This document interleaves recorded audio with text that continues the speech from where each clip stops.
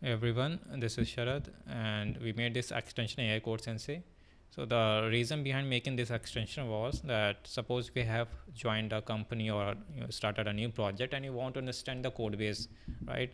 You need to have a person who's always who has always worked on that project, but that's not the practical. I mean, practically possible, right? Always. So in that case, you can use our extension. It can do two things. First of all, what you can do, you can do tutoring on the particular code base.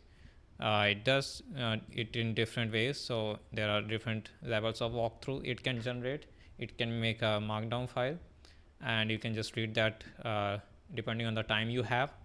So that's what we wanted to add. So we have added that as well. And then the second is when you are ready with the code base and you have a kind of a level of understanding like what it is actually doing, you can test yourself.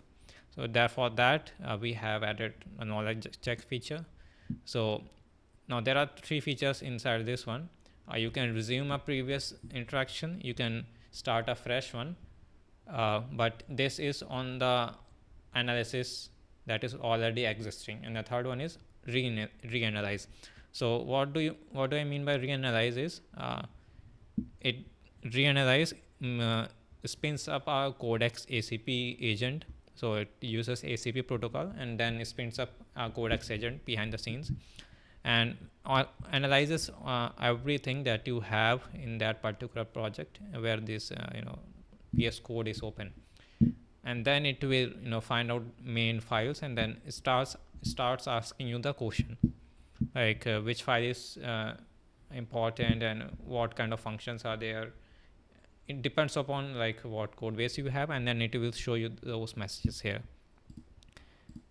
And we can add different kinds of agents as well. So we were using Devin and Codex, so I just added those two, and you can add others as well. We are planning to add them later on. And you can set different kinds of TTS models here using OpenAI compatible endpoint, same for STT and other things. You can. So now what you see is it's open a file and it's highlighting some stuff. Thanks for taking the time to chat. Let's jump right into how this code base works. My first question is about the main automation workflow. What kind of changes trigger the process book's email action, and what's the very first step it takes after being triggered? So the first step it takes after being triggered is it installs the required dependencies and then works on the upcoming steps.